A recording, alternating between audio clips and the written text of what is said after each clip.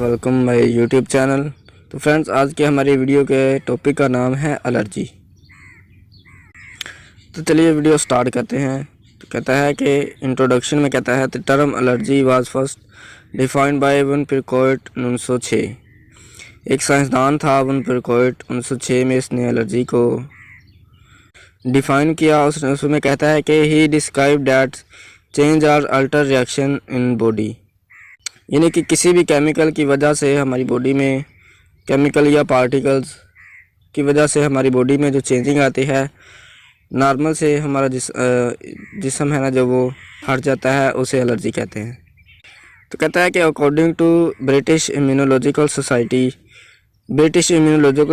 के मुताबिक जो डेफिनेशन उन्होंने बयान की है, उसमें वो कहता है कि specific hypersensitivity of an individual to foreign particles, usually a portion protein to which specific individual is exposed।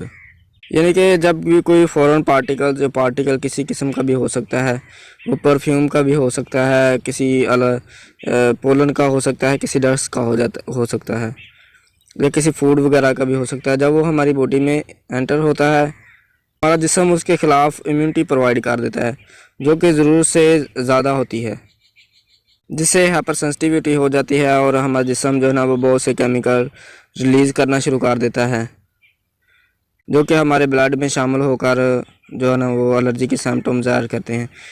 इसमें या तो हमारी स्किन के ऊपर इसके इफ़ेक्ट हो सकता है, या सांस लेने में मुश्किल पैदा हो सकती है। तो ये तो सर था इंट्रोडक्शन और इसकी डेफिनेशन। अब हम आते हैं sign and symptoms of allergy, इनकी कौन कौन से आर्गन जो है ना, वो एलर्जी से इफेक्टेड हो सकते हैं और उसकी सिम्टम क्या है।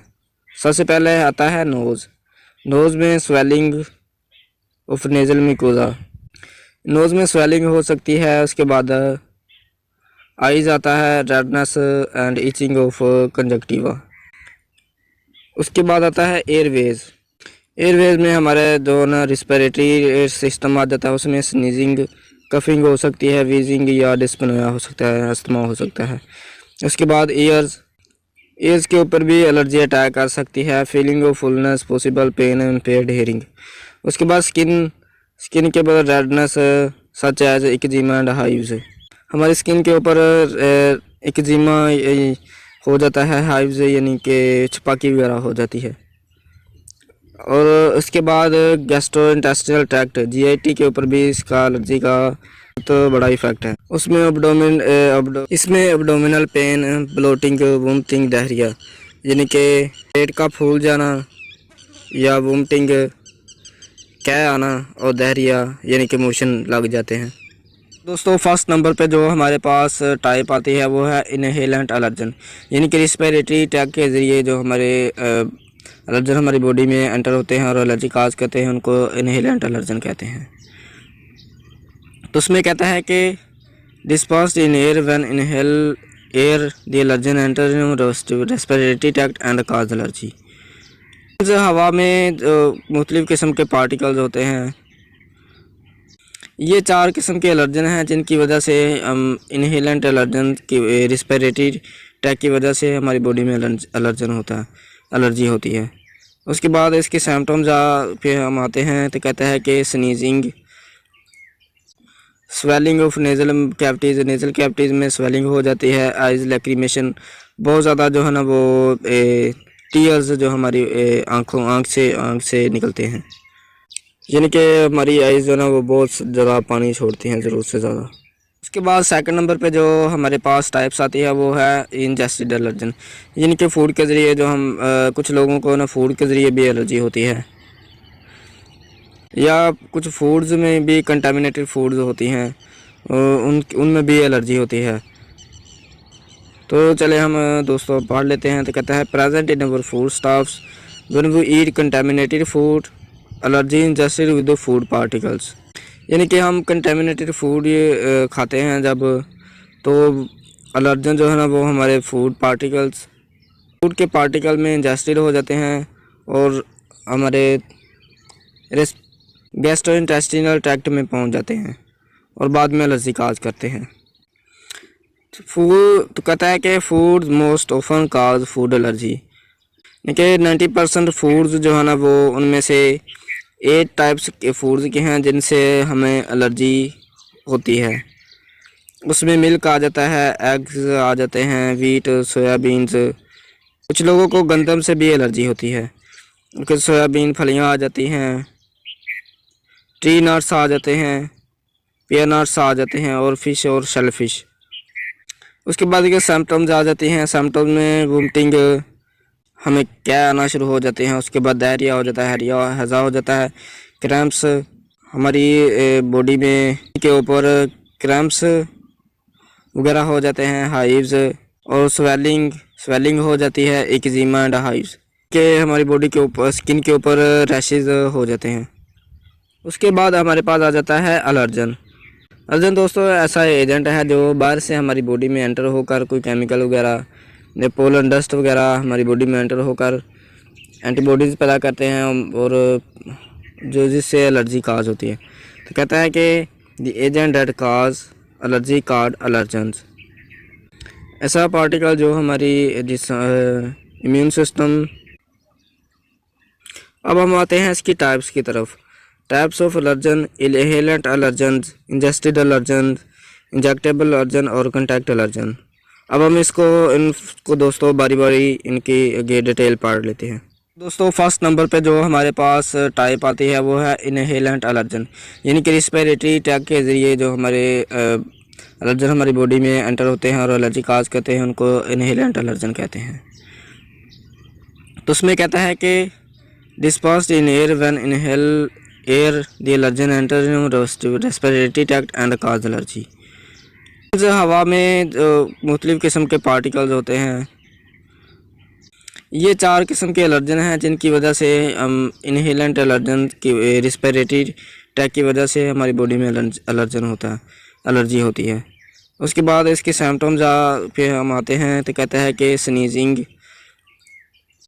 Swelling of nasal cavities, nasal cavities में स्वेलिंग हो जाती है, आइज़ लैक्रीमेशन, बहुत ज़्यादा जो है ना वो टीयर्स जो हमारी आँख से निकलते हैं, यानी कि हमारी आइज़ जो है ना वो बहुत ज़्यादा पानी छोड़ती हैं, ज़रूरत से ज़्यादा। उसके बाद सेकंड नंबर पे जो हमारे पास टाइप्स आती है वो है इंजेस्टेड एलर्जन, यानी कि फूड के ज़रिए जो हम कुछ लोगों को ना फूड के ज़रिए भी एलर्जी होती है, या कुछ फूड्स में भी कंटामिनेटेड फूड्स होती हैं, उनमें भी एलर्जी होती है। तो चले हम दोस्तों पढ़ लेते हैं। तो कहता है present in our food stuffs when we eat contaminated food, allergy ingested with the food particles, यानी कि हम कंटामिनेटेड फूड ये खाते हैं जब, तो एलर्जन जो है ना वो हमारे फूड के पार्टिकल में इंजेस्टेड हो जाते हैं और हमारे गैस्ट्रोइंटेस्टिनल ट्रैक्ट में पहुंच जाते हैं और बाद में एलर्जी काज करते हैं। फूड तो कहता है कि फूड मोस्ट ऑफन काज फूड एलर्जी, कि 90% फूड्स जो है ना वो उनमें से 8 टाइप्स के फूड्स के हैं जिनसे हमें एलर्जी होती है। उसमें मिल्क आ जाता है, एग्स आ जाते हैं, वीट, सोयाबीन्स। कुछ लोगों को गंदम से भी एलर्जी होती है, क्योंकि सोयाबीन फलियां आ जाती हैं, ट्री नट्स आ जाते हैं, पियर नट्स आ जाते हैं, और फिश और शेल फिश। उसके बाद के सिम्टम्स आ जाती हैं। सिम्टम्स में वोमिटिंग, हमें क्या आना शुरू हो जाते हैं। उसके बाद डायरिया हो जाता है, हैज़ा हो जाता है, क्रैम्प्स हमारी बॉडी में के ऊपर क्रैम्प्स वगैरह हो जाते हैं, हाइव्स, और स्वेलिंग हो जाती है, एक्जिमा एंड हाइव्स के हमारी बॉडी के ऊपर, स्किन के ऊपर रैशेज हो जाते हैं। उसके बाद हमारे पास थर्ड नंबर पे जो टाइप आती है वो है इंजेक्टेबल एलर्जन, कि अगर कोई चीज़ हमारी ब्लड में एंटर होती है तो उसे हम इंजेक्टेबल एलर्जन कहते हैं। वो इंजेक्शन के ज़रिए मेडिसिन भी हम अपनी बॉडी में एंटर इंजेक्शन वगैरह लगवाते हैं, और इंसेक्टिंग यानी कि किसी के बीड़े या बी के काटने से या मच्छर वगैरह के काटने से एलर्जी होती है, उसे हम इंजेक्टेबल एलर्जन कहते हैं। उसमें सिम्टम आ जाती हैं। उसमें कहता है कि itching and hives our body, itching यानी कि खारिश होना शुरू हो जाती है। हाइव्स ओवर बॉडी यानी कि फिंसियाँ वगैरह हमारे बॉडी के ऊपर निकल आती हैं। Swelling of throat and tongue, गला सूज जाता है, उसके टंग भी जो है ना वो हमारी सूज जाती है। छाती का बारापन हो जाता है। टेटनस चेस्ट, ये आमतौर पर बच्चों में जो ना वो होता है, उनकी छाती रुक जाती है, उसे कहते हैं। उसके बाद डिजीनेस आ जाता है। डिजीनेस में फ्रेंड्स चक्कर आते हैं। उसके बाद शोक किसी हादसा की वजह से भी हो सकता है। Loss of consciousness and horse voice, ये फ्रेंड्स डिस्पनोया के केस में होता है। डिस्पनोया क्या है? अस्थमा है। इसमें भी वॉइस जो ना वो बारी हो जाती है। उसके बाद आखिरी और 4th नंबर पे जो हमारे पास टाइप आती है वो है कंटैक्ट एलर्जी। तो फ्रेंड्स, ज्वेलरी, कॉस्मेटिक्स और पिस, कुछ लोगों को ज्वेलरी की वजह से भी एलर्जी होती है और कॉस्मेटिक्स यानी कि पिस फ्रेंड्स जो हमारे पास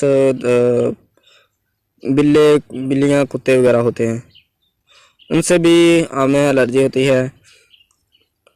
हाँ तो फ्रेंड्स, कैसी लगी आज की हमारी वीडियो? उम्मीद है अच्छी लगी होगी। मिलते हैं अगली वीडियो में। उतनी देर के लिए गॉड ब्लेस यू।